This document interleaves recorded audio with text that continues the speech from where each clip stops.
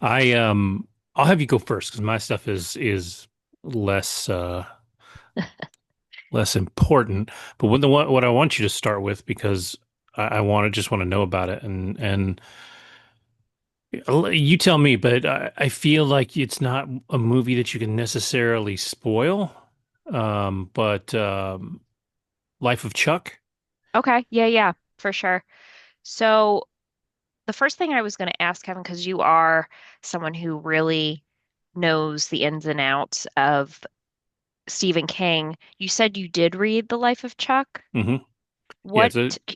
Go ahead. it's a short story in his set of short stories called If It Bleeds. And it that one also has another story that was turned into a film maybe 2 years ago called Mr. Harrigan's Phone. Okay. And I think that was made for Netflix specifically. It might have also been directed by Mike Flanagan. I'd have to check that out. I'm not 100% sure. But Mike Flanagan, that who directed this, is a huge Stephen King fan. Right. He directed Doctor Sleep, which is the sequel to The Shining. He did a bunch of fantastic Netflix horror shows, and is just a huge Stephen King fan. And there's a lot of rumors that he's working on a Dark Tower series with Stephen King, and a handful of other things. So, Right. Yeah, so he directed this film, and for those who haven't seen the previews, what people are saying is, "Oh, this is Stephen King's not so scary film that came out." And they're correct on that. It's mhm, not meant to be a scary film, so I think it's very different than what you would imagine a Stephen King film being. So that being said, just to set the stage, and this is where I'm going to lean a little bit on you, Kevin, and you can tell me if it is similar to the book here. But there are three acts, mhm. and it actually goes backwards Yep. from Act three, two, and then one. And we'll start with Act three, which is technically the one that you see first. It's essentially about this town, and things start happening where there's some like natural disasters happening to the point where people aren't sure what is going on with the world and is this really the end? And it begins with what is his name? Oh, he's not even on here. Is it Marty? Uh Chiwetel? Is that how we pronounce him? The actor's name, Chiwetel Oh, Chiwetel Ejiofor? Ejiofor. Yeah, so he plays Marty, correct? And he's a teacher in this school. And as he's teaching class, everyone just like loses service. And I think there's some sort of a tornado somewhere or earthquake, something happens, and people are just like, I guess this is the end of the world. And it gets even weirder because the next couple of days, it seems like people just stop going to work and everything stops working. But yet the only thing that's running is that there's a billboard of Chuck, and it's like, thanks for the past 39 years. And it's the picture of Chuck who is played by Tom Hiddleston. And you don't know really what's going on, but even just like television stopped working and you turn the channels, and the only thing you see is thanks for 39 years, Chuck. And no one knows who this Chuck guy is.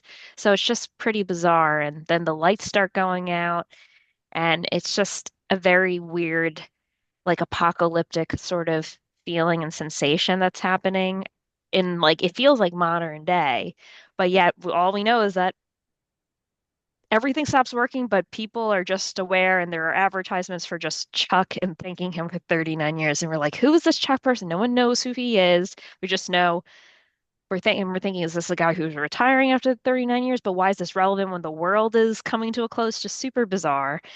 And then we go to Act two. And it's just like a sunny day, and it looks to be, I don't know if it takes place in California, but it looks like it could be like a sunny day in California or wherever it may be taking place. And he's just walking down the street, and he's an accountant, Tom Hiddleston's character. And this is the shortest act, Act two. And as he's walking down the street during the day, there's a girl who's playing drums. And then all of a sudden, he just starts. tapping, just tapping his feet. And before he knows it, and everyone knows it because they're just going about their day in like the middle of town and this girl's playing the drums, he just starts dancing in the middle of the street. And it gets even more magnified when he pulls a young girl who's maybe like in her 20s or so. Uh, and I think the girl's name is Janice, and she's just a girl who's either, I think maybe even just out of high school, like late high school, but she just broke up with her boyfriend or got broken up with by her boyfriend a few hours ago, and she's like not in the best place, and she's walking through this, and he just pulls her in, and they just start dancing, and then everyone starts gathering and watching them dance, and it's just a very lively scene as you see them dancing in the middle of the street, and it's just very nice. And they make a note at like the end of this act, like this is one of the last times that Chuck will be able to like do things like this before he gets sick. And they don't really say like how he's going to get sick or what happens, but as in like this is a moment that he'll remember for his lifetime. And then we get to Act One, where it's a flashback, or I shouldn't say flashback, but Chuck is a young child. And Chuck lives with his grandparents. Apparently, both his parents died. And he lives with his grandmother, who's played by Mia Sara, which was really great to see. Being that, I mean, she's flown from Yep. Ferris Bueller's Day Off. She is a classic, well-known actress from the 1980s. So seeing her age so gracefully was really nice to see. And then the grandfather, excuse me, um, is played by Mark Hamill. So Hmm. that's pretty cool too. And they're in their house, which is like an older house, and he's very close with his grandmother. And one of the fond memories that he has is dancing with his grandmother in the kitchen. And grandfather's more, strict and rigid. And he, I think, is an accountant. He tells his grandson like, you should be an accountant. That's what you should do growing up when you get older. And I don't know, the actual movie itself, I mean, it's segmented into these three parts, and it's almost like they don't really, it doesn't make like a whole lot of sense until the end, Hmm. right? Where you realize that there is like this attic space, and they called it the cupola, which is like this round, and I don't know how they described it in the book, Kevin, but I don't, or if you recall, like what happens up there. I do, and I think a cupola is it's a specific. It's like an actual thing. They didn't make it up. I'm trying to see. It's a dome shaped. Correct. Yeah, yeah, okay, yeah. As a matter of fact, I just saw this. Funny enough, I talked about um a show like last week or the week before called Castle Impossible, where they're renovating a chateau in France. And one of the Oh, first things they do, actually, the chateau has a cupola, which they do, and it's a place it's almost like a bell tower and it's round. And they sure, turned it into a bedroom. I don't know if that's always what it's intended to be, but the idea of it is that you can kind of see out to everywhere from it because it's sure. dome shaped and rounded and usually has windows. So. Right. So in this case, you see a young Chuck grow up in the house after his parents are deceased, and one of the rules he's told is don't go up to the cupola. You can't go up to this attic. So at the bottom of the stairs, he'll see this door, and it's got like a padlock on it. You can't go in. And he's always curious, like what's up there, and it obviously it made me think of the what is it, the West Wing, or in Beauty and the Beast, where it's like, don't go in that room. Mm-hmm. Something is really, forbidden to go up there in that room. So at that point, he knows not to go up there. And over time, as he's living with his grandparents, unfortunately, his grandmother passes away. So it's just him and his grandfather. And at one point, his grandfather ends up,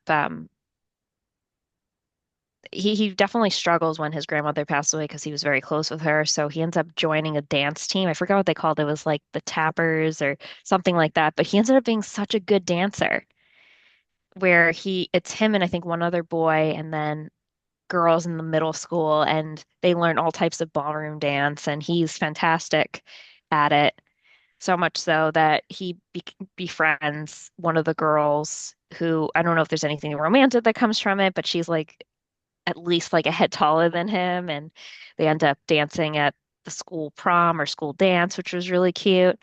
But I think he gets into dance because it reminds him of the times that he danced with his grandmother in the kitchen. Anyway, while this is happening, like during his middle school years, he tells his grandfather, I think I want to be a dancer. And he says, well, the likelihood of you making it big and dancing is not realistic. You should be an accountant. He's like, but I don't really like math's fine, but like I don't want that. And they go back and forth. And then at one point, his grandfather falls asleep. He finds the keys and takes the keys and tries to go up into the cupola and unlock the door. And as he's unlocking that padlock, his grandfather stops him, screams, and then he pretty much like throws him down to the ground. So he goes down the stairs, and then the grandfather just gasps as he looks once the door's open, and then he closes it in complete just he's in hysterics because he's like, I can't believe I just saw what I saw, but you don't really understand what he sees until later in the movie. And spoil it or not spoil it? Um, maybe I don't know, maybe don't, I guess, because Sure. I know that the ending, like when you start this movie, when you start the short story, it feels so weird and like almost It's dystopian, right? weird. Like it's falling apart, and It's you weird. don't understand why.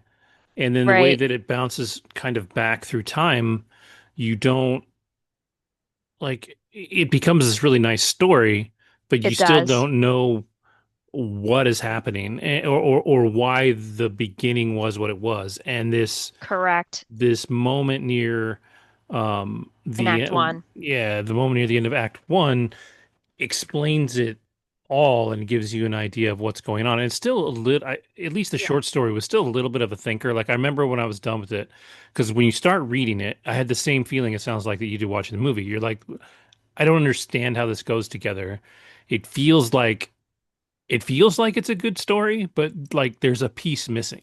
And you Right. can't like put this whole thing together. And at the very end, there's this moment that kind of glues it all together and Correct. it becomes it becomes more and it locks up the story and I think it makes it really good. Um Yeah, and I really enjoyed it in that regard. for sure. And it's really the point of view of this Chuck person that I Hmm. mean you come to find without giving too much away. But particularly in the Act Three, which is the first act that you see, you're just and from at least the viewer standpoint from the film, you're just like, what is happening? There's some sort of apocalyptic, like everything's going wrong. I felt like the day after tomorrow between Hmm. some tornadoes, I think, happening in one area, earthquakes, everybody's cell phone service is going down, TV is not working, but the only thing that seems to be out there when it comes to just ads message wise is thanking this random guy named Chuck for 39 years. And you're like, what is this? At first I was like, is this like a government message? Like, and he's like some sort of leader. I didn't know what to think. Like, it's just this random guy. Everyone has access to nothing, but the only thing that you know is thanking Chuck for 39 years. So weird. Yeah. Yeah. So, without giving anything away, finishing the movie, see what happens at the end. Like, Hmm. how do you feel about the movie overall? I thought it was good. I didn't think it was great. I think it's definitely different for Stephen King. It definitely allowed you to think a lot, especially towards the end. But even throughout the film, well, for me, I'm wondering, what's the point of this? Why are they going through all this? Why is there an apocalyptic event? Why is this Chuck guy so important? And how they're going back and telling his life, that part was definitely a bit of a head scratcher because I was trying to figure out where Stephen King was going with this. And there's a great cast too, so that's the other thing as well. Hmm. Just they're incorporating some pretty big names. I mean, Tom Hiddleston, he's only in the second act, really. Like Yep. slightly in the third act when you see him, his face really on these ads, and then briefly as you find out like it's his demise, like at the end of Act Three, right? But then you go back to see like when he's well, Act Two, and then Act One as which is his childhood. But you don't really know much. You just know that the world's falling apart and you're wondering is Chuck the reason for this, or is this almost like a sim?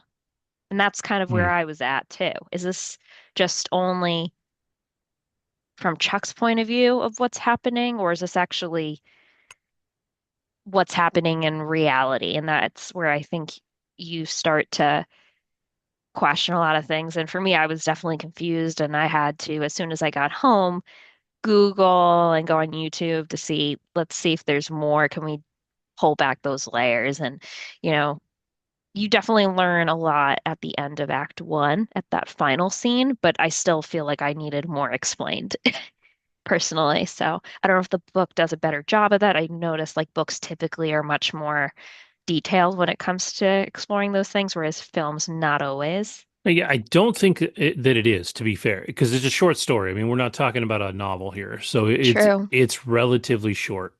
I want to say, like going off of memory, probably somewhere between 15 and 30 pages. Like it's not long. It's really that short. I didn't Yeah, realize. yeah, it's pretty short. I could be Interesting. wrong there, but it has been a while. So I was gonna actually try and read it tonight before we talked about it, but I just didn't have time. But yeah, it's definitely it's a quick read for sure. Like that one, the book of short stories is probably 350 pages. Most of that Sure. is the story If It Bleeds and Mr. Harrigan's Phone. Those are definitely the longest ones. Um, How many stories are in total in that one? I Three? Four? think there's only the four. I think there's Mr. Harrigan's Phone, um, It's the Life of Chuck, If It Bleeds, and Rat.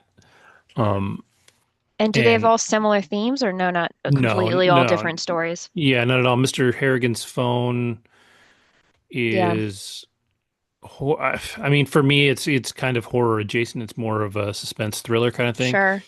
And then If It Bleeds is it definitely leans into horror. It's related to his novel The Outsider, which is also then related to Oh, his Mr. Mercedes series.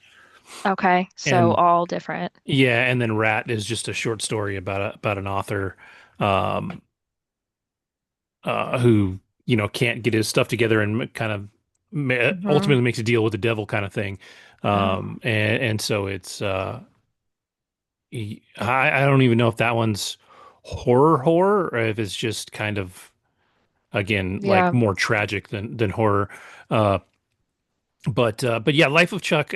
I know with this movie coming out, it was drawing a lot of comparisons or potential comparisons and expectations to Shawshank, which is a short story by Stephen King from Okay, sure. The different bot. seasons. Was it called The Body or Yeah, oh no, no, that's Stand By Me is yeah, from was same retitled The same Body. same short book of short stories. Interesting. Okay. Apt Pupil was another one that got made. That one was with Ian McKellen and Ethan Hawke, I think. Okay. Um, Yeah. that was, I think, in the 90s. Yeah. Um, but those were all great, and Shawshank is still arguably one of the best movies ever made when you look at it. 100%. So this was a tough comparison to have to kind of live up to. But It's not nearly as good as Shawshank, I'll tell you right now. It's is it poignant? There are scenes that are poignant, but you don't really, and it's probably because the characters themselves, it's split into three sections, whereas with Andy Dufresne as an example, yeah. there's a lot of character development between him and Red with, Morgan Hmm. Freeman and everyone else. This didn't have that, right? Because of the three acts themselves. Yeah, the development's almost in reverse, so it's definitely going to be confusing. I think For sure. I really wonder if this is a movie that'll benefit from multiple rewatches. Like on a second time through, you know exactly Right. the reason for the beginning, and then I wonder if it becomes more because that's how I felt when I read the story. I remember finishing the story, being able to kind of put it all together, and then thinking I should read this again. and I didn't. I moved on to the next story, but like I definitely had that immediate desire to reread the story. Sure. So I do wonder if this will benefit from multiple rewatches. The problem is that it's got to be good enough to make you want to watch it a second time. Um, I which for don't me, know if it was. I I feel thought it like was it good, but it will. wasn't great. Yeah, I feel like it will because, if nothing else, because of the cast and because of Mike Flanagan. Like Mike Flanagan owns my heart. Like Sure. if his name is on it, I'm going to check it out. Sure. And he's one of those directors that always works with the same people. Yeah. And you see it through this whole cast. Karen Gillan was in Oculus, which was one of his first Yeah. horror movies. Mark Hamill joined him in not Midnight Mass, the Poe one. He did Edgar Allan Poe one. Its name is escaping me right now. It shouldn't, but that was his most recent Netflix one. So Mark Hamill is now in the Mike Flanagan verse, right? Like he's going to do all kinds of stuff. Rahul Kohli's in it. Sure. Kate Siegel is his wife. She played Miss Richards. She was Oh, in Hush, and I mean, she's in every single thing he does. And I love Mike Flanagan. He's not the most handsome dude. His wife is gorgeous. Kate Siegel is absolutely beautiful. He did well for himself. Samantha happens. Sloyan is in this. She was in Midnight Mass. She was the lady at the church that was a total psycho. And she is going, the rumor is, and I don't 100% know if it's true, but she's going to be Carrie's mom in the Carrie remake that I think Mike Flanagan is also doing. Molly Quinn plays Chuck's mother. She was, I think she was in something else of his. Um, and then, you get further down. I don't remember him working with Nick Offerman before, but he was the narrator. Violet McGrosh, just so you know, that's the girl in Megan, like the Yep. girl that Megan protects. Yep. And she is the youngest daughter in The Haunting of Hill House, Oh, which so is he Mike does do a Flanagan. lot of Yeah. reusing of actresses. Yep. Okay. Carla Gugino. Carla Gugino is like his acting muse. She's in Hmm. Hill House. She's in Fall of the House of Usher. That's the one I couldn't remember the Poe one. I think Carla Gugino's in all four of his Netflix series, three of his Netflix series. Yeah. Hamish Linklater is the main one of the main characters in Hmm. um, Midnight Mass. Like he works with these people and they love him and they keep coming back. Yeah. And it's really to me it's a testament of somebody that's a good creator. And I think we've talked about it on the show before. If the same people want to keep coming back to you and they're not nobodies, right? I mean, you've got people Totally. that are really, really good. Like I That sounds a fully, lot like Yorgos Lanthimos, and how Mhm. he reuses like Emma Stone and William Dafoe, and Yeah, I think Margaret Qualley's been in at least one or two of his films. yeah. I expect Hiddleston and Chiwetel Ejiofor Hmm. to possibly appear in something of Flanagan's later. Like it's just the way it goes. Sure. David Dastalmakian is in this. He plays Josh. I don't recall him being in another. Was Um, Tom Hiddleston in anything? I don't think so. I think this is his first time working with Mike Flanagan. Okay. He worked with Ewan McGregor in Doctor Sleep, so he's and Matthew Lillard is in this. Like, Yeah, I uh, know Matthew Lillard. Yeah. yeah, it's a hell of a cast. Carl Lumbly, Hmm. who was last in the Captain America, the most recent Captain America movie, Yeah. fantastic actor. He's been around. Like, it is a hell of a cast. So, Yeah. And um, an all grown up Jacob Tremblay, excuse me. yeah, what I was just he remember from? Room. Okay, okay, He played the little one in Room. And he was also in Wonder. all You right, saw all Wonder? right, yeah. Yeah. So he's maybe like 17 now, but it's just funny seeing him years later after I think he was nominated for an Oscar for his role, or at least I could be wrong, or a Golden Globe. Yeah. Jacob Tremblay. Yeah, he turns 19 this year. Oh, okay, so yeah. Yeah, he's a big boy now, but Room was 10 years ago, so But that they definitely means took at least a year or two to tape that. So he was probably like six maybe when they started. it could be, yeah. So Yeah. So yeah, yeah. So um I would definitely be curious if anybody else watched this and they're watching this episode. Curious for as many takes on it as I can because I won't see it in the theater. Like it's just a not, but I will. Yeah, don't. This might very well be one that I buy when it comes out, just because, like I said, number one, huge Stephen King fan, Sure. read everything. Um, Huge Mike Flanagan fan, obviously a huge Mark Hamill fan. Love Tom Hiddleston. It's got everything there that's going to make me want to see it, even if it isn't perfect, even if I only watch it one time. Um, it's there's zero question for me that it's on my must watch list. Like I said, it may not be perfect. It may not even be good, but it's going to be on my watch list. Yeah. So, And just, um, it got an 88% from in terms of overall viewership. Well, let me go back to this. Life of Chuck, it was 82% audience, excuse me, 82% critics and then 88% audience. hmm, I almost would have expected to be the other way around, Yeah. um, because the critics usually like to think they're very smart and, and take something like this and rate it higher. Yeah. I I mean, probably wouldn't have given it more than like a 70, honestly. It was good, but I didn't think it was great. It's stuff I think I was more just like wanting to know, all right, what's the deal? What's going on here? yeah, it's a 7.7 on IMDb, so Okay. that's pretty solid for a movie. It's Hmm. not like incredible, like it's not mind blowing, Sure. but it is pretty solid. So um, I think I don't know what it's going to do box office wise. I have a feeling that even though the cast is huge, it probably wasn't a particularly expensive cast. Like I know this wasn't like a no budget movie, but Sure. it won't be it's not a huge budget. It's not a blockbuster. It's No. definitely it's more than an indie film, right? But it kind of has that vibe as far as the story goes. Yeah. So Oh, it'll and it takes place in my mistake. I thought it was California. It's in Alabama, ah mostly in Mobile, Alabama, and surrounding areas. So I don't know if that was covered in the book or not. I'm sure it was. I don't remember. I always expect everything Stephen King writes to take place in Maine. So, But yeah, it was um, not. It was not in Maine.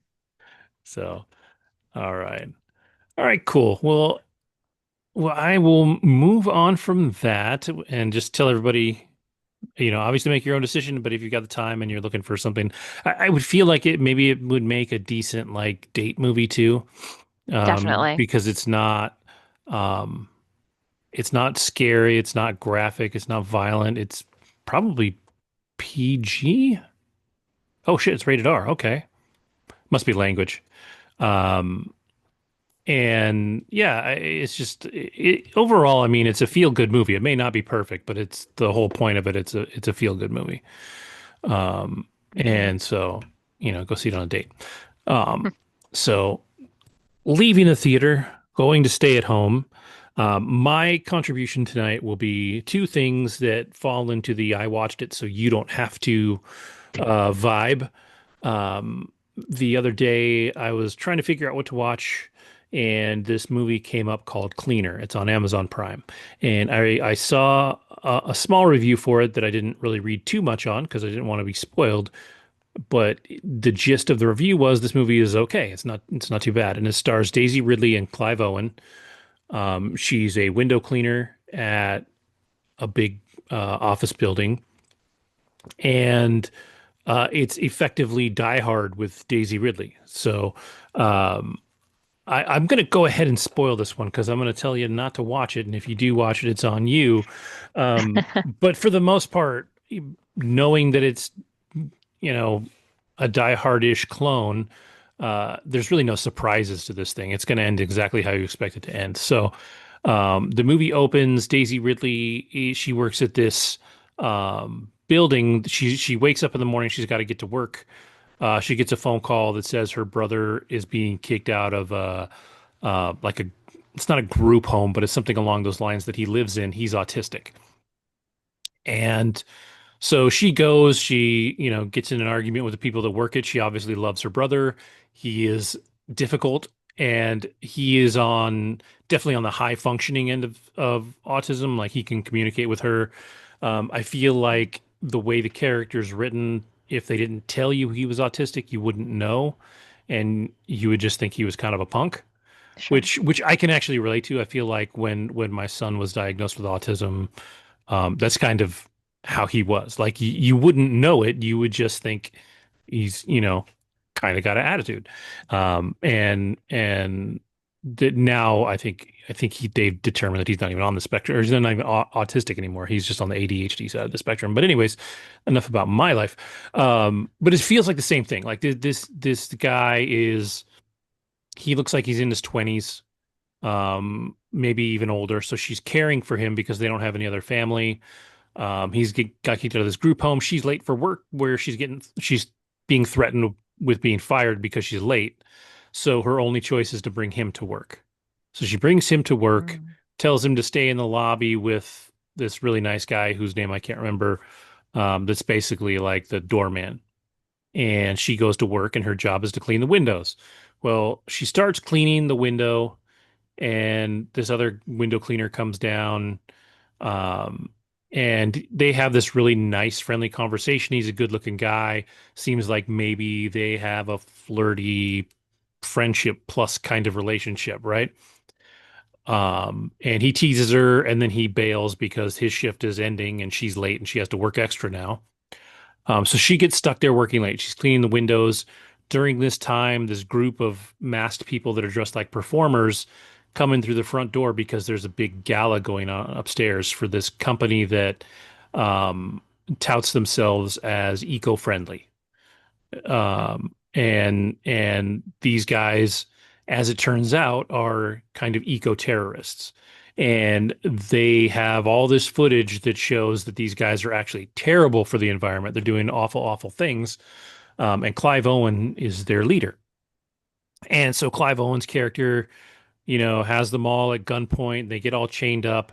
And there's this one dude that's kind of going crazy and he's beating people in the face and he takes off his mask. And like, I really had to look at this guy like 5 times to really realize it. But it was her friend from the window cleaning guy, like who seemed like this perfectly nice, like good guy. Turns out he's a total dickbag, 10 times crazier than Clive Owen's character. He starts killing people, which was supposedly never part of the plan. And so Clive Owen corners him and they have a little bit of a face off. And this guy is like, he's like, no, we have to be extreme. And Clive Owen's like, no, we're just trying to get this thing done. And he kills Clive Owen like 20 minutes into the movie.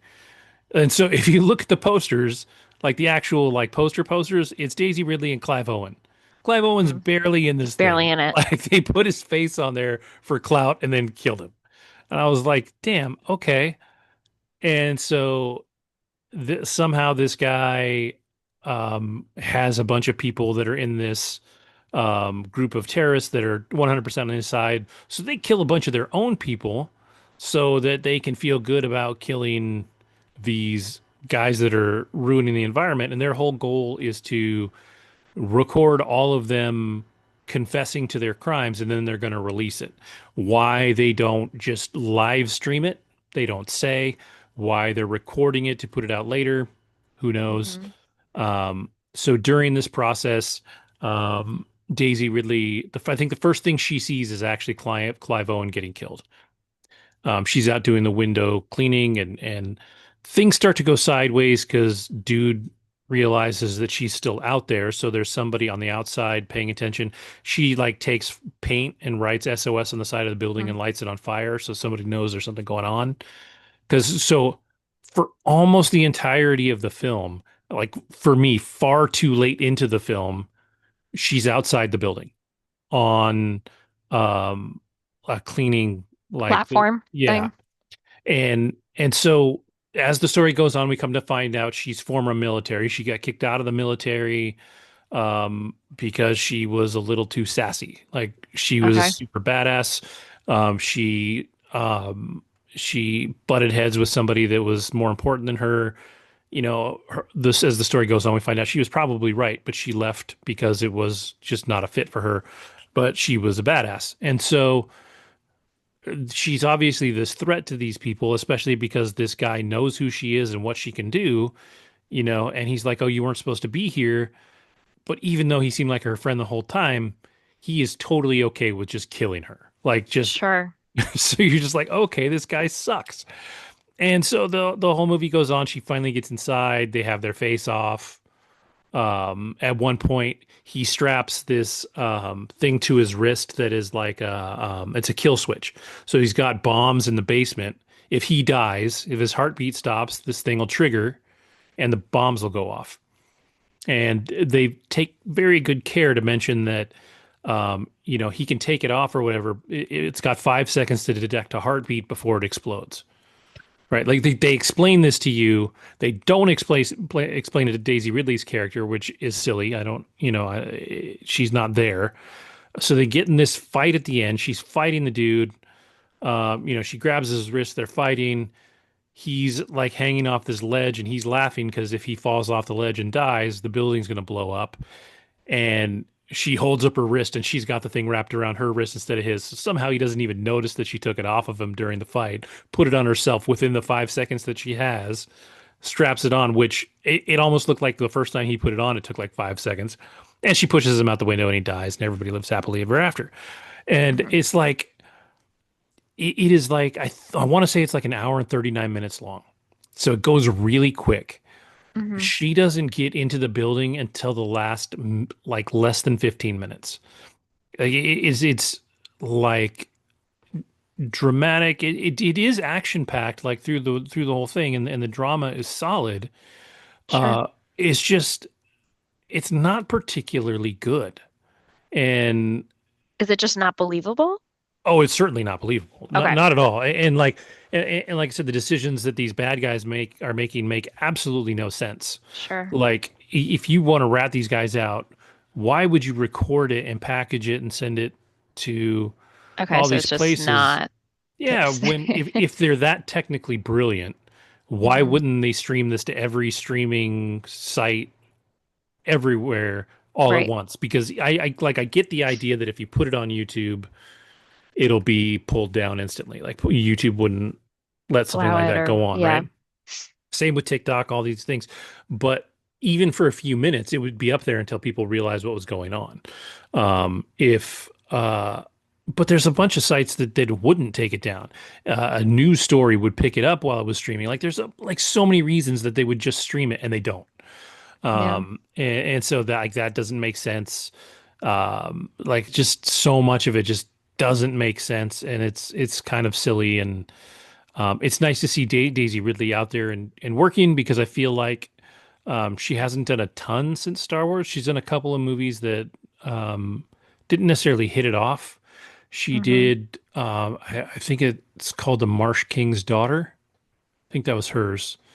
And then she was in, shoot, she was in another one that was a sci-fi one with Tom Holland that I don't think did very well. It was like Tom Holland, was it Tom Holland could hear women's thoughts or hear everybody's thoughts and he was stuck with her somewhere.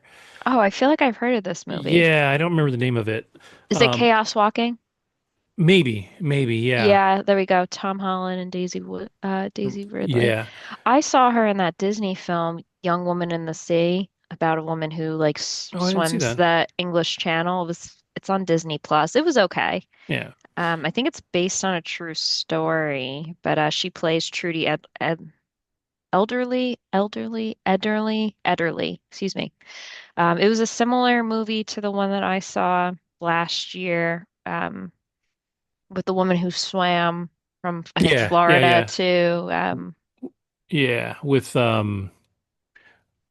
Jodie Foster. and it was it Annette Bening too? Like who was the other person? Oh wait, is it Jodie Foster? Or am I blanking out? Yeah, I think it is. And it's probably not, but it's the Yeah. swimmer movie, Yeah, I remember that.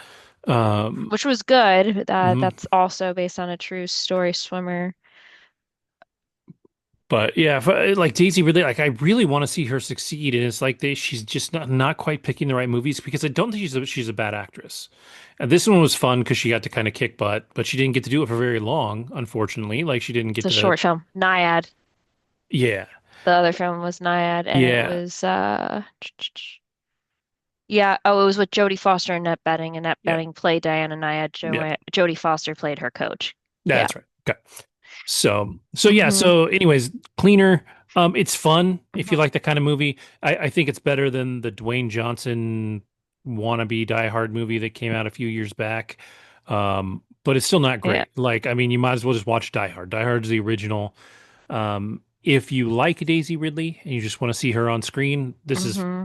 fine for it. It's a fine, fun action film. It's just not anything original. It's not particularly creative. It's not smart. It doesn't reinvent the wheel. It's just kind of there. So, Sure. it's a vehicle for Daisy Ridley, but I think I really would like to see her picking better movies because I think she's talented enough to do better movies.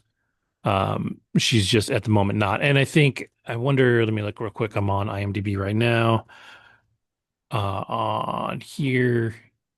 Yeah, it's a 5.1, which makes perfect sense to me. Okay. That is like exactly where I'd put it. And then on Rotten Tomatoes, it is, let's see if I can find it. Sure, why wouldn't you find Cleaner if I type that in? There we go. Yeah, it's 52% from the critics and a 66% from the audience, which again makes sense. The critics, I think, are right there with IMDb. Like it's pretty middling. I think the 66 Hmm. percent from the audience is probably people that want to see Daisy Ridley, want to see a strong woman, want to see, an action movie and aren't necessarily going to be overly critical. So, Hmm. you know, it, again, it's a fun one to check out, but it's not going to blow your mind. Uh, Yeah. all So right. Netflix did it again. Another great, engaging film, Well, action this was film. Prime, so Oh, Prime, sorry. I can't blame Netflix for this one, but No. yeah, it actually does it. It would have fit perfectly on Netflix or realistically, like to me, like any of the streaming services, like we talked about how Apple TV makes incredible TV shows and their Correct. movies seem to be, Not nearly as good. unless they're like super like Oscar fare, Sure. they're just mediocre. Like they don't Right. have a middle ground. So this is like the perfect streamer movie. I would not have made it in the theater. No. I just would have bombed hard. And so it being on Prime is the perfect place for it. You can catch it if you've got the time and you're not, worried about wasting your, $8 to $12 and, you know, Yeah. yeah, Whatever it it's may fun. be. Yeah. So, Okay. Cool. all right, cool. Well, then going back to the theater because you went to the movies again. I did in a matter of like, I don't know, 3 to 5 days. Yeah. This one's for the girls at the Materialists. I saw with, I don't know, 6 to 8 women on Tuesday night for $8, $9 movie nights at AMC. And this one, they did very good marketing for it. This Hmm. stars Pedro Pascal, Dakota Johnson, and Chris Evans, and it's a love story, and it takes place in New York City, and it's about a woman who plays a matchmaker who works for a matchmaking service, and she helps people try to find, mostly like women in their 30s and 40s, find the love of their lives, and it's an agency. And her character is someone who doesn't come from a lot of money. She plays a woman by the name of Lucy, and you see her at the beginning show up to this party, like at her office, and they're celebrating her because she has just made her ninth match, as in like the ninth person that is now getting married as a result of her matchmaking abilities. And she's appraised by everyone at the company, like, you're doing so well. And she's like, you just got to give people what they want. If they want a man who's, over 6 feet, makes a certain salary range, then you deliver to make it happen. And she's really determined and she's good at this. And it then goes and shows her at a wedding for one of her clients, and the client has a few doubts and stuff at the beginning, and you see a bunch of women surrounding her be like, how do you do it? How do you find all these matches? And she's like, yeah, it's easy. You give people what they want. And she goes and talks to the bride, and she's like, why are you crying? She's saying, like, are you having second thoughts? She's like, no, he's everything I've wanted and more. And she asks the bride, like, okay, so what's the problem? Like, why are you having some hesitation? And she's like, she's much better or he's much better, the man I'm about to marry, than my sister's husband. And I think that bothers her deep down. And it's like, what? Like, I think just that competitiveness in women, that like women constantly compare their men to each other. And it's unfortunate reality. So she gets married, she's at the wedding, and then she rubs elbows with Pedro Pascal's character, who is Harry Castilla, who happens to be the brother of the groom at that wedding. Then she starts talking to him up, and he's very fascinated by her. He's a early 40 something, and she's like in her mid 30s. And yeah, she's like, yeah, you're very attractive. I could help set you up with the right person. He's like, I'm not really interested in your services. I'm interested in you. And she's like, yeah, okay, we'll see about that. So they end up dancing. And as she's at this wedding, she comes across and meets her ex-boyfriend of like 5+ years, played by Chris Evans. And his name is John. And they show some flashbacks between her and John. And they had like a very lovely relationship. But the guy, unfortunately, is a struggling actor and he couldn't make a lot of money, hence why like when she sees him years later, he's waiting tables and he's doing all these side jobs to support his dream of being an actor. And for her, it's a matter of, I was in this relationship for 5 years, and for me, I can't live a life like not knowing where the next paycheck is coming from. And going through that, and now that she has met Pedro Pascal's character, Harry, she's like, this guy is really great. I've never been treated like this before. And he wants to get to know her, and he and her go to like extravagant restaurants. And he's a very nice guy. And you could tell he genuinely wants a wife and to build a life with her. But over time, she realizes like he's great and all, but he's not, I don't love this guy. And he's, taking me to do all these wonderful things. The man that I love is the man that unfortunately doesn't make a lot of money. And, her comparing her situation to what she tells her clients, because none of her clients are telling her, I want a man who's just kind. It's has to be a certain height, has to be making X amount of dollars. And I think it just really goes to show that there's a lot more to value in a life partner than a paycheck. So, and I know everyone's going to have different opinions on this, right? Especially in a place like New York City, where it's not a place where you really can, you know, necessarily, most women in many cases just can't decide, all right, well, I can make that sacrifice by dating someone who makes significantly less or doesn't make a living. So it covers that. And I thought they did a great job. It was a really great movie. And as you can imagine, she falls back in love with John, and he's a good guy, and he offers a lot of what I think women want and need, but they're afraid to move forward with someone, unfortunately, due to superficial things. So I think she has like a reality check between that, and then she has a situation with one of her clients that she's very close with that she's been working for a couple of months, who she keeps pairing off with different men, and they all seem to not want a second date with her. And then she meets another man that she pairs up with this client of hers, and it goes terribly wrong where they have to get the police involved. So she has a lot of distrust in the process and just dating, and then what is, a quality man at the end of the day. These are people, it's not just what's on paper or what's on, if we're comparing it to dating apps, what's on a profile. There's so much more than what you see surface level. wise. So I liked it. I think all the women that saw the film, and it was very relatable because the majority of us were, are single and can definitely relate to the dating struggles, especially in a big city like New York. Yeah, I remember seeing some of the marketing, and they were really trying to Yeah. like dispel the idea of it being a rom-com because it's not like a comedy, right? Like there's a little more like drama behind this one. A little bit, yeah. It- like it's not like How to Lose a Guy in 10 Days funny or something Correct. like that. Like um and Hmm. so I know I don't remember who was out there, but somebody was out there just really saying, yeah, it is, but it isn't. Like, don't look at it. You're not looking to watch something that's going to be hilarious and Correct. follow some of those same comedic tropes and things like that. So, Yeah, um, definitely. But it's nice. And then you find out this very wealthy guy, he's got his own imperfections that you find out about down the line.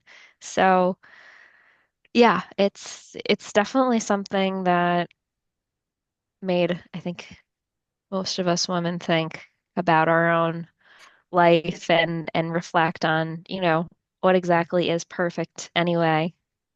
At the end of the day, your perfect person isn't just, someone who's over 6 feet, makes a certain figure. It's yeah, your person is a person, and there's more than just a resume that you can evaluate somebody on. So, yeah, for sure. but How, definitely worth the watch. how is Dakota Johnson in this? Because I know, like we just talked about, like how sometimes she can be really good and Yep. sometimes kind of not. And I know she tends to be really dry. Hmm. Is she like where does she fall in this one? Yeah. I thought she was great. I Yeah. think I mean, there's definitely some drama to this, so she definitely has to be serious, especially when later in the movie when a serious issue arises with one of her clients. So you get to see how she is able to navigate that. But I think also just, I guess she's comical at some points of the movie. But yeah, I mean, this isn't a 50 Shades of Grey type of example here, right? Like she's definitely come a far way since then. I wouldn't say it's to the seriousness level of Daddy-O that we talked about Hmm. and that we both saw, but I thought she did a fine job. I think it's a good movie. I mean, overall, in terms of just ratings for the film, we go back to I think on IMDb it 81, was 6.9 on IMDb. 6.9, 81% from the critics. Audience, I'm going to imagine it's higher. And oh no, it's lower. Really? 68% audience, 81% from the critics. I'm actually shocked by that. Hmm. I have a feeling that that probably comes out of the whole rom-com thing. I feel like Because it wasn't so much a comedy. yeah, like there's an expectation that people have, and that's probably why they were trying to get out in front of it, to set that expectation because critics would go in Hmm. probably a little more open-minded and also knowing that fact and then take it Sure. as what it is and it's pretty long. I mean, it's almost 2 hours. Usually rom-coms do sit around that um Right. 90-minute mark. So Right. it definitely falls in that. I think yeah, I would bet that like if you really spend time reading the notes from the people that gave it lower ratings, I bet that they'll complain about it not being as funny as they thought it would be. Like, Hmm. it's just my guess because I think, there has to be a reason also that they were trying to get out in front of calling it a rom-com. And that's probably why Um, I liked it more because I don't really like rom-coms, but this was good. I thought it was much more realistic. I think it pulled more at the heartstrings and I don't know if it's more just because it's like, all right, this is New York City, this is dating culture, this is exactly what I hear from other women my age and, some things that I've been through too. But granted, yeah, I'm like looking now at painful, absolutely boring, flat performances. Chris Evans is one of my faves, and even though he was unable to breathe life into this movie, why do you keep giving Dakota Johnson roles like this? Ouch. Yeah, whatever, Robert. Like I wouldn't see like guys. I'll be the first one to say I don't think most straight males will. like this movie. It's probably not a movie that most men would go to, but it's mostly men. No, a few women giving a 1 star. We didn't even finish the movie. No plot, weird acting. The whole movie didn't make any sense. It made sense. Wrong. It made sense. Okay. I and These I are very surface level people. That's all I'm going to say about that. and I would bet too that because we've talked about in the past too, like that there is a bit of a hater culture, right? Like people Yep. that probably well, number one, probably dislike Johnson because of the 50 Shades. Like some people can't see past 50 Shades. So I was one that of was the those thing. people, Kevin, but then I Yeah. saw her in more stuff like Daddy-O. Now I'm like, Hmm. I am very team Dakota. I've been team Dakota Johnson since I saw that interview with Ellen. I was like, this girl's a badass. I love her. Yeah, she's just I get that she's not everybody's cup of tea, and we talked about this. Like Yeah, she she sees all this stuff as a business. Like she can act, but she's going she to take the can. thing that's going to make her money. And so like she Totally. does something like Madam Web, she does things like 50 Shades, she does these things that aren't particularly good and don't push her in any way. Right. And then she just moves on to the next thing. Like it does not phase her. Of You can course not. put her in a bad movie and she's like, cool, I'll just take the next paycheck. She's like, I'll be fine. But I think Um, she's just a very likable person. She's real. She's definitely got like a very genuine thing about her. Just I can sense that from the interviews. I think that and she was dating Chris Martin for like six, okay. 7 years. They're done now. Hmm. So I think she's, living her best single life and on to the next at this point. And she's, I think, like 36, 37 Yeah, now. she's 36, I think. Yeah, she's got a lot of I time ahead of bet. her to do great things. Funny enough, I bet she is tough to date. Not because she's a bad person, but because she is, number one, she's very work oriented. Like she just wants to go out and work, work, work. Sure, She's hard to phase, and she's super dry. None of those are a bad person thing. Is there a very specific type of person thing? And I think if you're trying to, um, you know, connect with her, or if you're not the kind of person that can deal with that, like it would be hard to like click with her. sure. And like I said, that doesn't make her a bad person at all. No, I don't think she is at all. I think it's just she is she's a more unique person, I guess. I don't know of a better way to say it, but she's just very, you know, kind of dry and everything's going to roll kind of right off. And a lot of people like to be with someone that they're going to get, not necessarily get a rise out of, but they're going to get a strong reaction out of for, reasons A, B, and C. And I feel like she's not a strong reaction person. Like even when she did yeah, the thing with Ellen, like it was so flat and so dry. Like she yeah, she knocked her down a peg, but she didn't get up and get in her face. She didn't get like no, angry. She no. just calmly said, "Hey, you suck." You know? Yeah, but I And, think like that interview was kind of like pretty eye-opening to Ellen's toxic people. Like, hmm. look, and Dakota with such sophistication called her out in a Yeah. way that I think others weren't going to do, whether because they were just too, I don't want to say fragile, but they cared too much about what others would think. Whereas I think Dakota Johnson just doesn't give a shit. Yeah. Honestly, she Yeah. doesn't get, and I respect the hell out of her for that, honestly, based on that interview. I was like, this is, like everyone loves Ellen, but we find out months later, like she's not a nice person based on how she treated her staff and even just certain celebrities she's asked questions that made them feel very uncomfortable. Yeah. And Dakota's like, I'm not gonna have any of that. Nope. Yeah. She's a tough, no nonsense chick. So, Yeah, and you know, I think that's a great quality. sure. Now, a lot of Yeah. men, I think they're used to, they might find that to be like more controlling, but it's Hmm. like, no, that's who she is. She's a badass bitch and she deserves a man who will work with her and be someone that respects that. So, Yeah.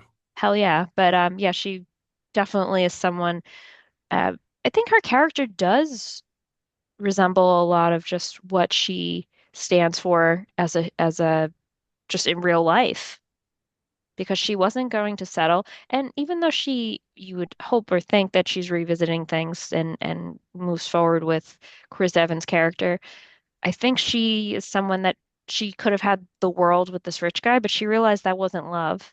Hmm.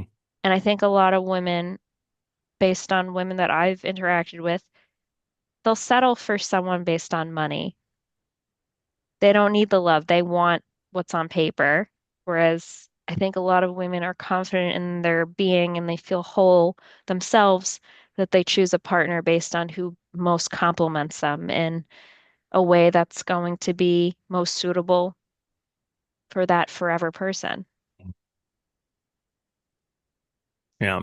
It's funny because you said that you thought, it's not for men. I'm actually more curious about it now, knowing that I don't, I keep, it's not less comedic necessarily, but it definitely has a more serious side to it. And I think that that's actually kind of interesting. Plus, 100%. I really do like these three actors. Like, I'm a big Pedro fan. I'm a big, Yeah.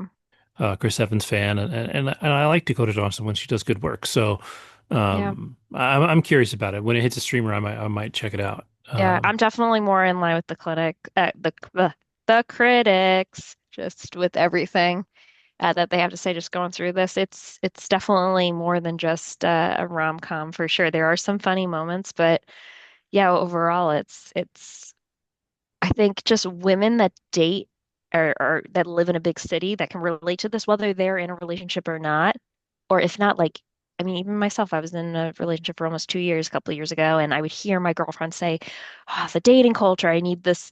Here I was dating somebody who I was, at the time very happy with. We ended up not being compatible, but I don't know, these weren't things that really were coming to my mind, like he has to be a certain height, he has to be making this amount of money. And these were not even, just preferences. These were requirements of some of my girlfriends 3+ years ago when I was in a relationship. And I hear it now from a lot of women. They want the sky and the heavens and everything else for a man, and they want men in certain industries. And it's like, this is not, like it's not AI where it's like you can craft your own man here. Yeah, So, but yeah, I think it touches upon a lot of things that are relevant to today's dating culture for women in their 30s and 40s. And also just now, people, specifically in city life, they're getting married and are dating and settling down later than more rural and suburban areas. It's different. yeah. Yeah, and I like it's funny because I joke about it, but I watch Love Island. It's a garbage show, but like they ask women what their type is, and the first thing they go to is height, hair color, eyes, career. Like sometimes you Yeah. get somebody that's like, oh, I like somebody that can joke around or whatever, but it's almost always like height, is like top of the list. And like, as somebody that's 6'1", like if I was out there, I'd be like, cool, well, I don't have to worry about that part. Like I'm tall enough, Yeah. I'm good. But like, I feel bad. Like, like shorter guys have to deal with not being good enough simply because they're not tall enough. Like they will get shunned. And then you've got, Yeah. you know, it's, it's tough. It's I mean, tough. there's Like, so many different studies of just like success and height, and then even just, and they even say, I've listened to there are a few podcasts I listen to. I listen to Mel Robbins. I listen to, I think it's is it Stephen, his name? He's a British podcaster. His podcast is called Diary of a CEO. I don't know if you've heard of that, but I mm-mm. was listening to, he's early 30s and it's his name is Stephen Bartlett. Yeah. Okay. He was interviewing someone, and I forgot who the expert was, but he also has some really good content. And the guy was saying, I think he was either a psychologist or something along those lines, that um, women are getting taller and more successful or making more money than men now more than ever before. And it's leading to more of like the male loneliness epidemic because a lot of men are not as socialized, are not going to college, are making less than women, and it's causing, a lot of issues where more women are single now than ever before, and our standards have become higher as a result of what we've accomplished. So if you're a shorter male that's making under a certain amount, you're going to have a much tougher time out there than someone who's, making a certain and it's interesting. I'm just going to spoil this part. You find out that Pedro Pascal gets a surgery where he increases his height by 6 inches. And that's where Dakota Johnson's character Lucy finds out, and she's like, "Oh, okay, so you weren't like the perfect guy on like you made adjustments because of your privilege to be more perfect."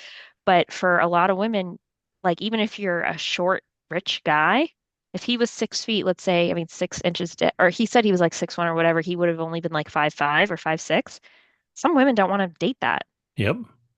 I mean, I'm 5'5", and I'll be the first one to say, like on a dating profile, if I've ever liked someone and they say they're like 5'7", 5'8", oftentimes they're my height or shorter. I've gone on dates with men that say that they're like 5'6", 5'7", and then I'll show up to the date as a woman who's 5'5", who is taller. I'm taller than most of my friends, right?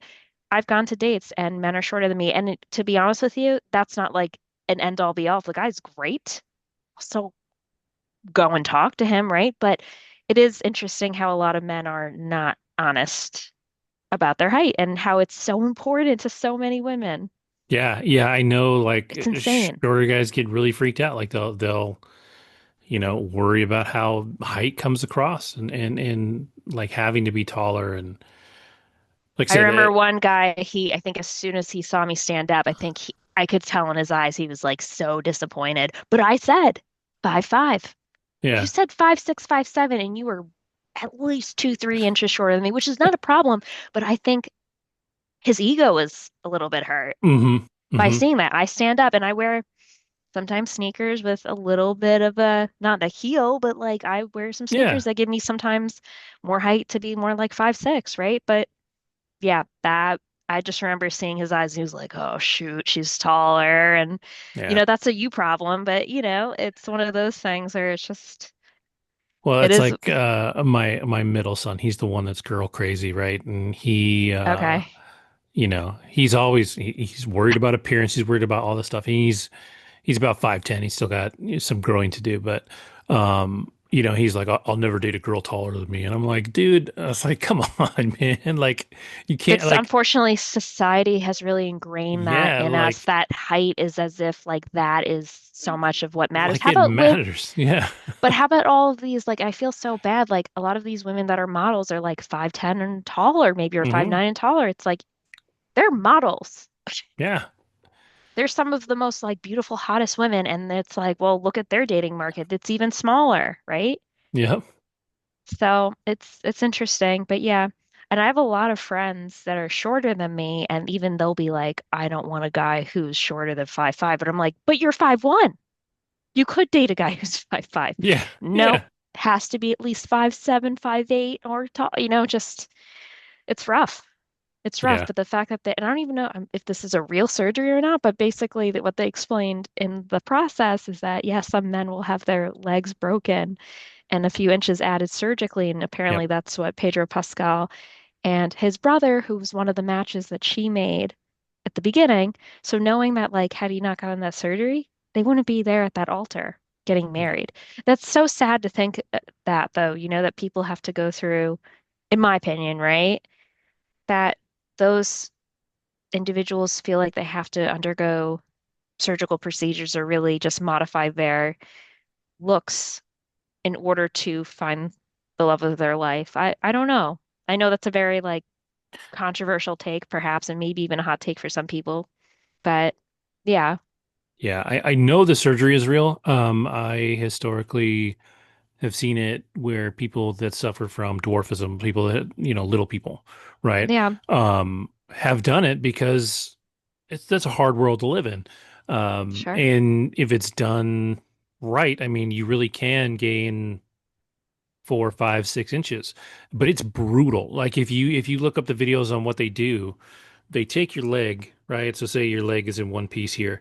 They sure, shatter it in the middle, put pins in both sides, and pull it apart just enough so that as it heals, the bone starts to grow in between the break. And so you build this longer bone. And then they break sure. it again and repeat the process. And God. I mean, it's got to be excruciating. It's like, Well, he said it was very painful and granted, right, this is a movie, so it's not like he actually had the surgery. And I was just Right. looking to see how tall Pedro Pascal is. He's 5'11", Chris Evans is 6 feet. So, Yeah. both fairly tall, but of course his character, at one point he starts like shortening himself down. He's like, yeah, I would have been this height. And, Yeah. you know, bending Yeah. his knees a bit. Yeah. It's not, it's definitely not a surgery that sounds any kind of fun. And No, like I said, if you're, I mean, no, if you're, a little person that stands at 4'8", like the world isn't built for you to be that small. So like, I kind of like in that regard get the idea that you sure. want to, but damn, you're going through a lot to get there. Scary.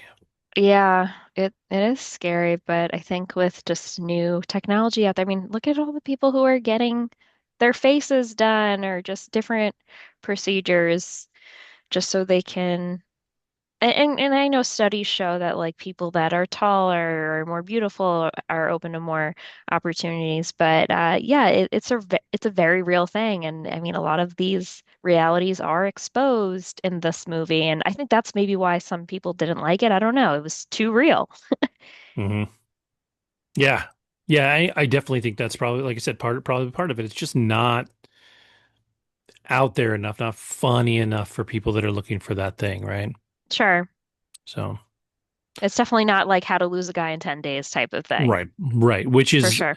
which is absolutely a romantic comedy, right? Um, 100%. and to be fair, is super predictable. Like when you go Of watch that course. movie, when you go watch Failure to Launch, you watch these movies that are, you know, classic, Yeah, rom-coms that they follow a very specific pattern and they're, 100%.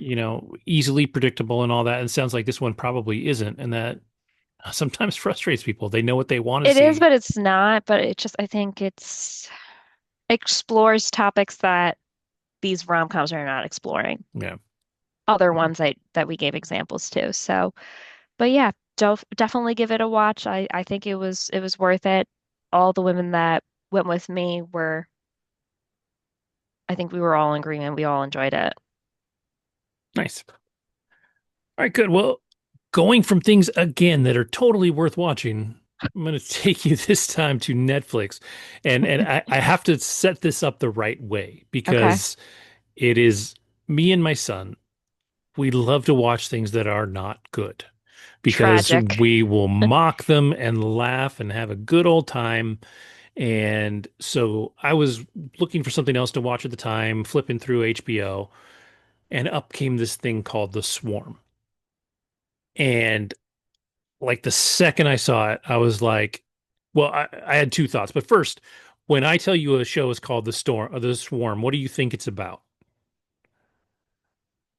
Like the first thing that pops into mind for Bees? exactly is bees. Absolutely not about bees. Okay. Okay, so uh, and so this picture pops up.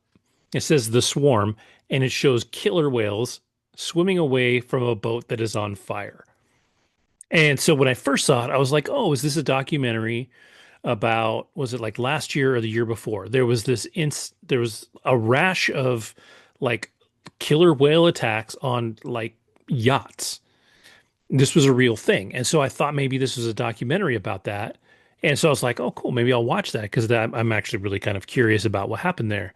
Well, no, it is not a documentary about that. But as soon as I read the description, I knew that this was something that I needed to watch with my son.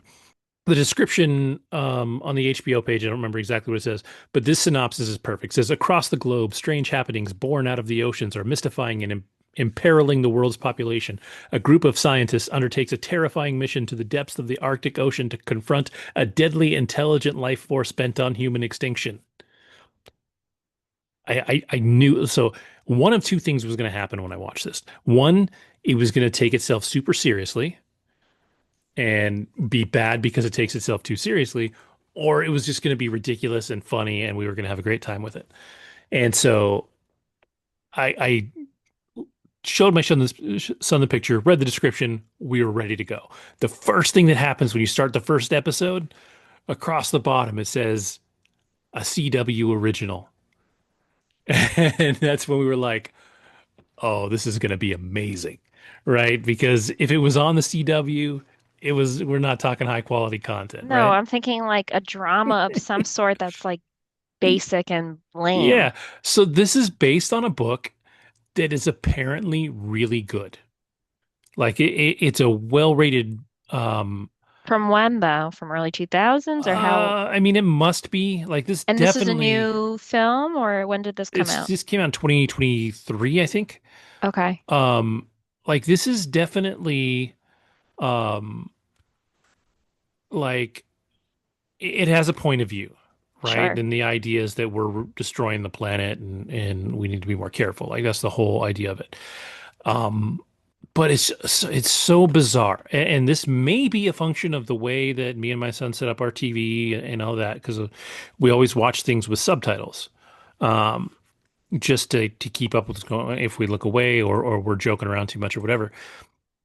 This was created in Germany. Everybody speaks English in the film or their Hmm. own language. Like it will go back and forth. Um, but one thing that was hilarious on ours that is killing us is that you'll be watching it and they'll be speaking English and we see the subtitles for English. Like it shows them speaking English.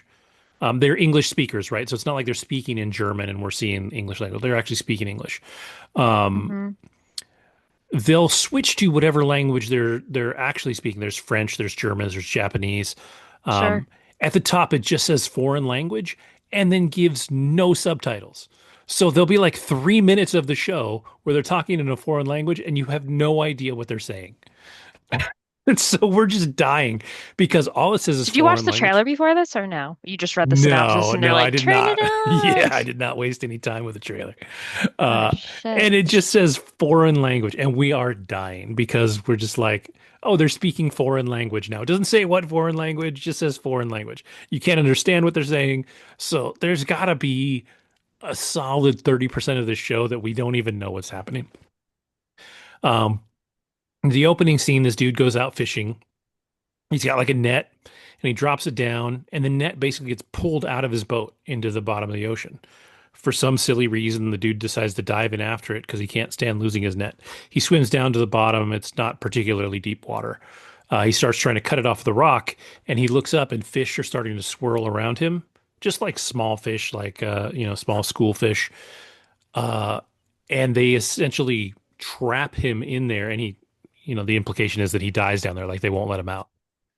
Okay. Yikes. Yeah, and so the silly part about this show is like they're setting up this whatever this crazy thing is. Might be. Yeah, and there's really only action at the very end of each episode.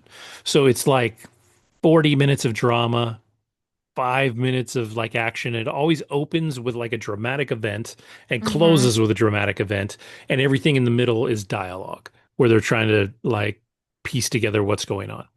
So at the end of the first episode, there's a whale watching tour out, and they don't know anything's weird is going on. Sure. So they're out on one of those, good sized whale watching boats, and like a humpback comes up next to them, and they're like, "Oh, it's a whale, it's cool," and it breaches and it looks cool. They're doing all this thing, and then they show off in the background the killer whales are swimming up. The next jump, the whale breaches again, literally jumps over the boat, falls into it, smashes the boat in half. Now everybody's in the water and the killer whales are feasting. Like it's like this team effort. And then Sure. it just gets weirder and weirder and weirder. It is never particularly good. The acting like it's weird because the acting is not necessarily bad, but it's not good. Um, there's nobody in this. Like I don't recognize a single person. Hmm. Um, it it's just like it's sort of boring, and we're having a good time with it because we're laughing our ass off because like there's a scene where they catch lobster, fresh lobster uh, for a restaurant, and the guy cuts one of the lobster open, cuts a second lobster open. This third lobster rolls over and like squirts him in the face with something, and then the dude dies like the next day. Like it's so weird, and the whole setup is that like literally like there's this some sort of underwater intelligence, godlike presence, something that's bringing like the whole uh oceanographic world together to basically wipe out humanity for being dicks to them. You have this funky thing where all of a sudden species of animals are rapidly um, uh, increasing their birth rate. So you have underwater worms that are all of a sudden growing super fast. You have um, there's a location where our crabs come running out of the water in like en masse, like just covering the whole beach. And so these populations of Hmm. ocean life are breeding far faster than they ever have. They're Sure. bigger, they're nastier. There's a point where there's a massive tidal wave that hits like four parts of the planet. And that's the other thing about this show. They keep introducing new characters and you don't know anything about them. Like they just show up, they're there for half of the episode and then they're gone. Do they Like come back in other episodes or no? not usually.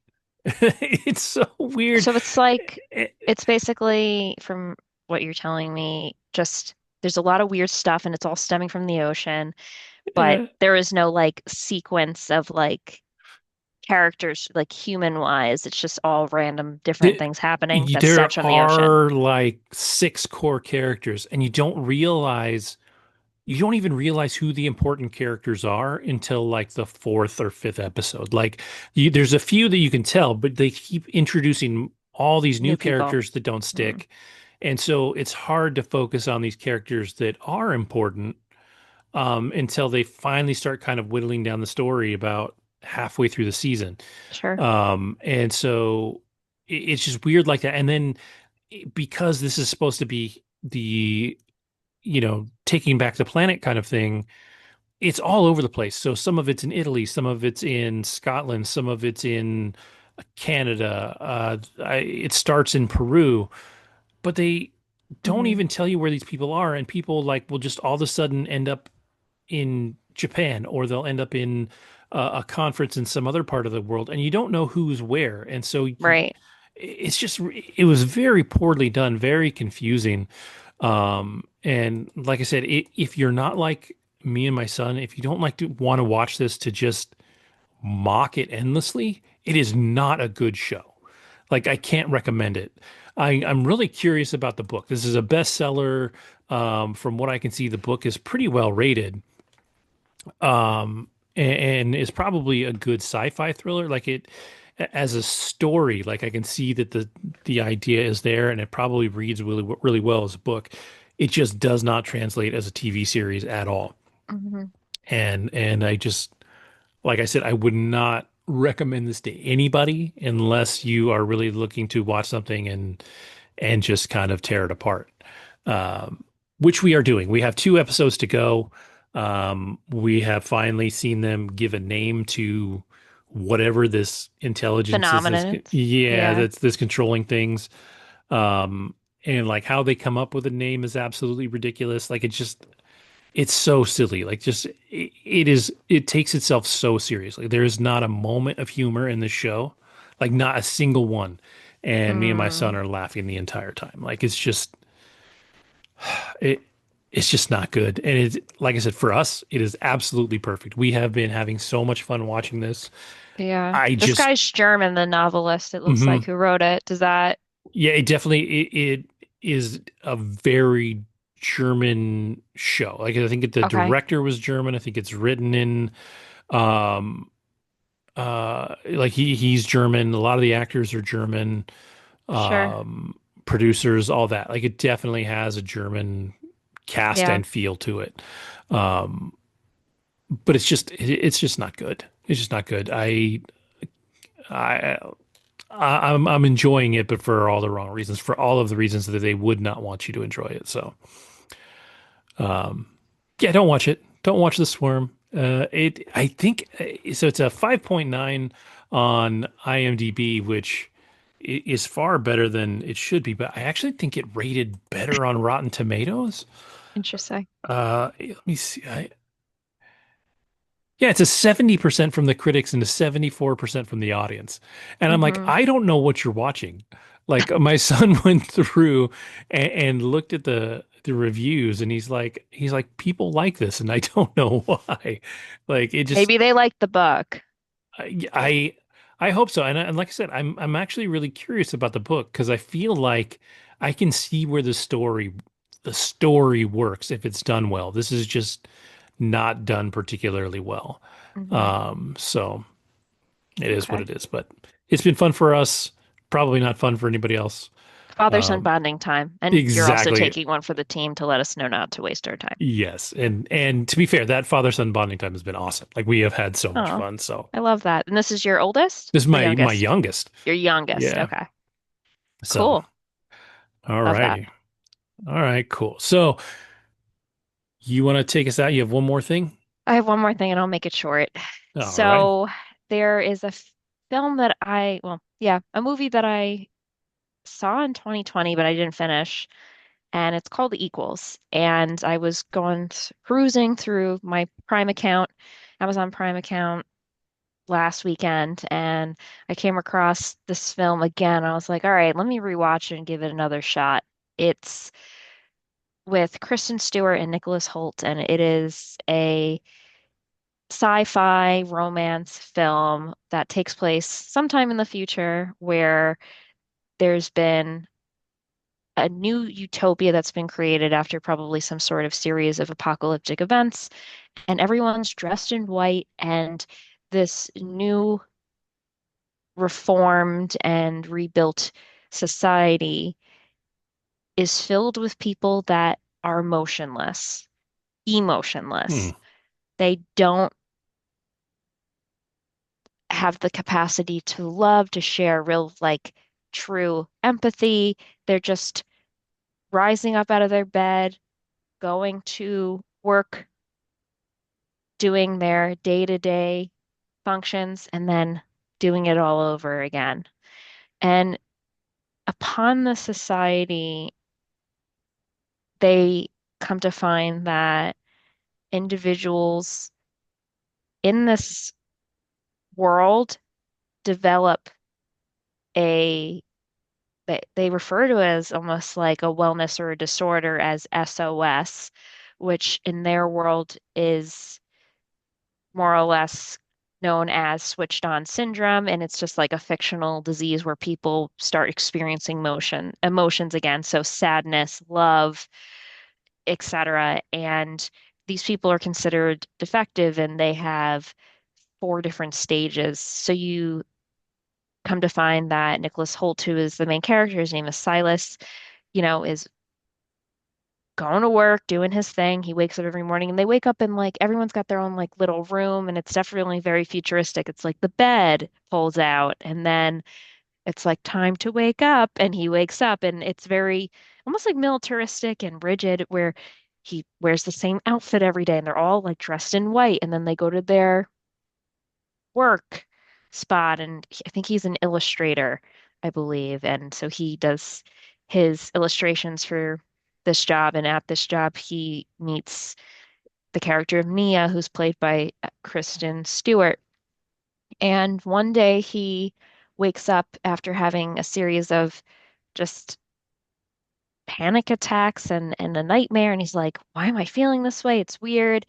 And then all of a sudden he just starts crying and he's having emotions and he's like, I think I need to go to the doctor. So he goes to the doctor and they diagnose him with SOS and they say you don't really have much time to live. So basically what they do is throughout the stages as it advances, you get more irritable and then they bring you over time once it reaches like stage 4 to this center where they eventually either convince you to commit suicide or they just kill you. Oh, nice. So it was one of those situations. So he then pretty much comes out to his workplace like, hey guys, I was diagnosed with SOS because one of the symptoms is you have sensitivity to light. So he has to wear the sunglasses and he drops his sunglasses. They're like, okay, well, we'll make sure to keep our distance because it's to the point where they're like, oh, this might be something that's contagious, that you have emotions and stuff.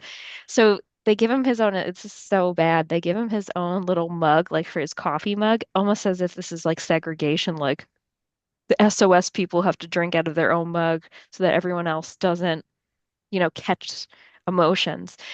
And then over time, he's noticing they when they're at work one day, they see that someone jumps off a building and commits suicide. So this person had SOS, and the head of their work is like, "Oh, someone was struggling and finally took their life." And he turns and sees Nia, Kristen Stewart's character, start to bite her lip and almost like grimace. And he's like, "That's not like typical behavior of someone that is in their society." So he suspects that she also has SOS, but she's hiding it. And he starts coming up to her and um, trying to like talk to her, and she's doing her best to, just act normal and act as if someone she who doesn't have any emotions. And then he starts following her, and then he finds out, yeah, she's like a closeted person with SOS who's more advanced in her symptoms and stages, but she was never formally diagnosed. So they become close. They meet after work every day in a bathroom stall, and they begin exploring their time together. They touch for the first time, they kiss for the first time because love is forbidden. That's an emotion that you can't feel. And then you find out that, she'll come to his place. They close like the windows, and at one point, it leads you to believe that they have sex. And they're living this, secret closeted life. And then Silas meets another guy who's diagnosed with SOS, and he tells him one day when they're walking outside, he's like, "You should come to our group. We have like almost like it seems like an AA meeting and like some hidden dark garage or something like that in their world." And a bunch of people are sitting around in a circle, and they're like, "We all have SOS and it's okay. Well, how do we escape? We can't."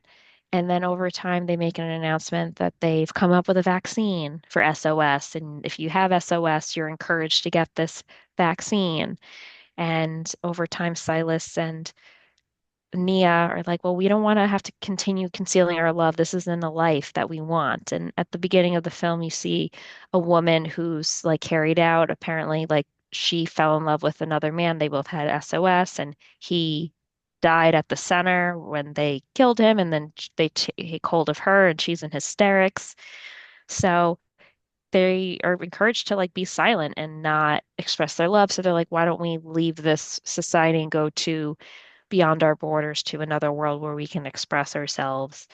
And while this is all happening, Nicholas Holt's character is like, "Well, since I'm so in love with you," someone catches on at work that there's like something going on. And instead of reporting him, he decides, "I'm just going to get another job." So he works almost like in this greenhouse, like working on plants or something like that. Basically, no longer an illustrator, doing a different job. And Kristen Stewart starts thinking like, "Are we gonna escape? Like, what should we do?" And he said, "Well, why don't you go to the doctor?"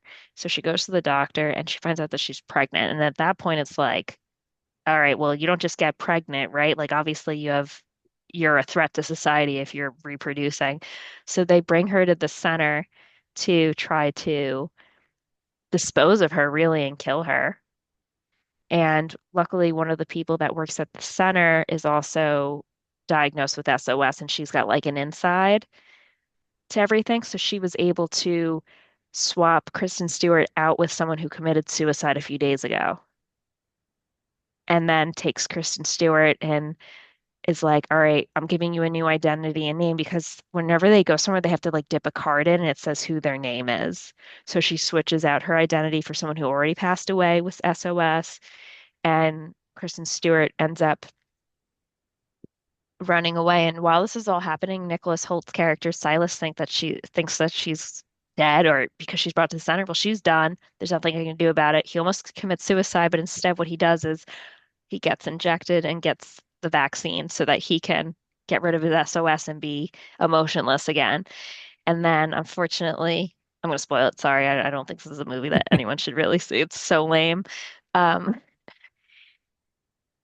she walks through the door and she's like, "Silas, I was saved by," I forgot the character's name, but the woman who worked at the center."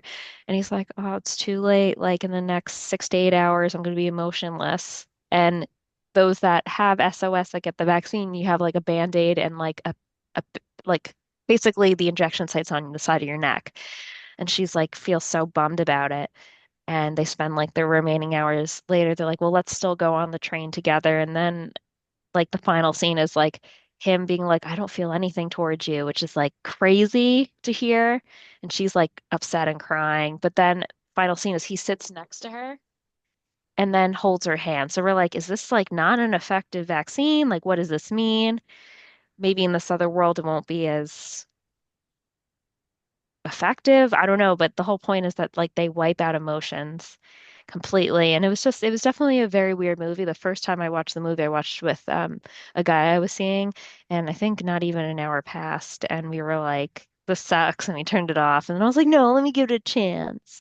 So I watched the whole thing in its entirety. It's an interesting concept, but is it a winner? No, I wouldn't say that. Rotten Tomatoes 36% from the critics, 43% from the viewers. Definitely not something I'm going to watch again, but I think it was meant for me to complete and rewatch. Yeah, yeah. It sounds like, and to be fair, it almost sounds like The Swarm, where you have this concept that is there, right? You have this idea that's interesting, and you Hmm. just don't deliver on it. Um, It's kind of lame. It was a yeah. short movie too, but it was just kind of, I don't know, it was dull. It was just super dull. I think they could have definitely, because it gives a very similar feel to like Divergent or Hunger Games, where it's Hmm. just like this, formerly dystopian world that they've like made functional to some degree, right? And you would think in theory it's fascinating because there's no emotions, but it's just exactly it is literally a very slow, mundane type of film. But yeah, it was I was like, all right, I guess I'm gonna rent this film now. I didn't finish it the first time. I wanted to see what happened to their characters if they made it out in the society. But very like costume wise, like just very futuristic. Everyone's dressed in white. It's Yeah, it's different for sure. So, and I don't know if it's based on a book. I could definitely see this first being a book. So, yeah, Yeah, I'm one of those people. I'm actually a really big I like Kristen Stewart a lot. I think she same. gets kind of a bad rap because she's a little odd, and she's kind of like Dakota Johnson. Like she's got a little bit of attitude out there. Like she's not a pushover, right? Like she's not your Yeah, and I think like I've always just really liked her. I think when she's a unique person because I think she can actually play the characters that are super pretty, like super girly and pretty, and then she can play the characters that are super, not that are very tough and and less girly. So she's got a lot of range. yeah, And I like Nicholas Hoult a lot. Like I would expect, there's a lot of things about this movie that would make me expect it to be good. right. Um, but it sounds like that is not the case. No, it reminded me a little bit of, remember I reviewed The Uglies with Yeah, yeah. Joey King? It was kind of like that. Very slow moving dystopian society that they tried to make a new utopia out of. Very Hmm. similar. It made me think of that, but also not good. So, yeah, it was definitely a miss, but I had to watch it in its entirety. But also, like, I think this is where I was like, well, what did she get an abortion? What happened? Like, how about the baby? They never addressed the baby. Yeah, Right? it left more questions than answers at the end. Yeah, I'm like, does everyone just die in society? They don't reproduce anymore? Because clearly there's no emotions, no love, no touch. When did this like get put into place? These are questions that I had too, where I'm like, does this just what happens? Yeah. So I don't know. I think in theory it sounds interesting, but it doesn't really explain. Yeah, and there's like definitely some like cool effects in that world where I was like, all right, this has some subs or it could have some substance, but and they're just such good actors too. They both have been in such Yeah. Yeah. big films. And going back to your point with Kristen Stewart, I think just her like exploring her own sexuality, I think over the years has definitely allowed her to experiment with more I'm going to say more masculine type of Hmm. roles, but For like when sure. we think what like got her started, I think of like Speak, where she plays a woman who's raped between like her going to high school, and then she's pretty well known for the Twilight series where she's, Bella the Cho and granted I haven't seen like the whole franchise, but I've seen like bits and pieces, but she's like a very feminine woman who is desirable, and I think her persona over the years has been like less about the femininity and her being desirable, but instead taking on different type of roles. Yeah, So, yeah, I think, but nonetheless, she's talented, very, 100%. very. So, I haven't seen her in anything like that recent. I think didn't she like play Princess Diana or played or like some sort of British monarch or something? Seems to me she did, but I'm not sure.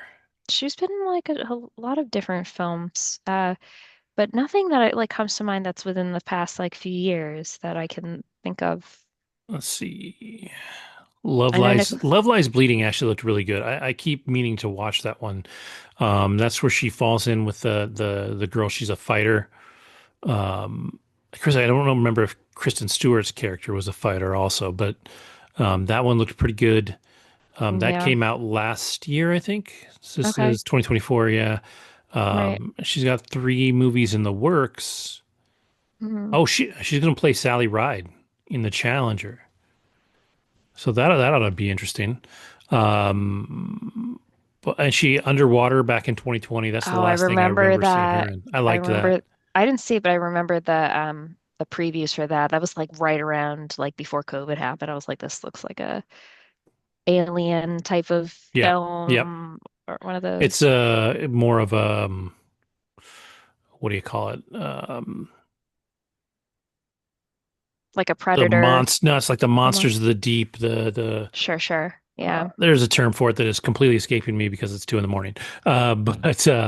All good. But you're right. She played Princess Diana in a movie called Spencer in 2021. Yes. So Yeah. yeah, But like she's still out there. She's still working, and I think that um, she's incredibly talented. And I think it just 100%. depends on the movies that she does because she was in the Charlie's Angels reboot a couple years back that Which was not particularly. I actually liked It was it. funny, but it was not good. Oh, I liked uh, it. but uh, but yeah, no, I do. I like her a lot, and I'm glad she kind of got out from under the Twilight, I think that umbrella honestly, sort of like, with Daniel Radcliffe and a lot of them, like Harry Potter, like it kind of just pinned them in a category for life. for a long time. Yeah, Yeah. So, but yeah, overall, you know, not the yeah, best film, but it's one of those where I was like, all right, let's finish it. I don't think like most people have heard of it. yeah. I hadn't heard of it. So, but yeah, you can definitely. So 2 out of 3 were good, or at Yeah, least one was really good, one was fine, and then one was you don't have to see it. yeah. Yeah, just as a note, if you got to the end, if I talked about it, don't bother. If Lauren talked about it, you can probably check it out unless it was equals. So Correct. there's some things in here worth watching. There are definitely some things in here that I would highly recommend you burn before Bypass. reading. Call it good. Um, but all right, cool. Well, I don't have anything else. I don't. I think Squid Game comes back on Friday. It So does. hopefully I'll definitely have watched some of it before we record. I feel like something else comes out that like The Bear might come out this week. Um I want to and I think um the Iron Person show on Disney Plus with the girl from Ironheart comes out this week too. So there's a few There's things some coming out stuff. this week that I might be able to check out. So hopefully we'll have a lot to talk about next week. I think Andrew's out for one more week, so we'll just have to have discussions without him. The bum thinks that his life is more important than this show. I don't know. He's too cool for us. I know, right? I don't know where he got these big britches from, but we're gonna have to talk to his people and deduct it from his pay. Um, but yeah. So I guess with that, I will say thank you to everybody watching. Thank you listening. Have a great week, and we will see you next time.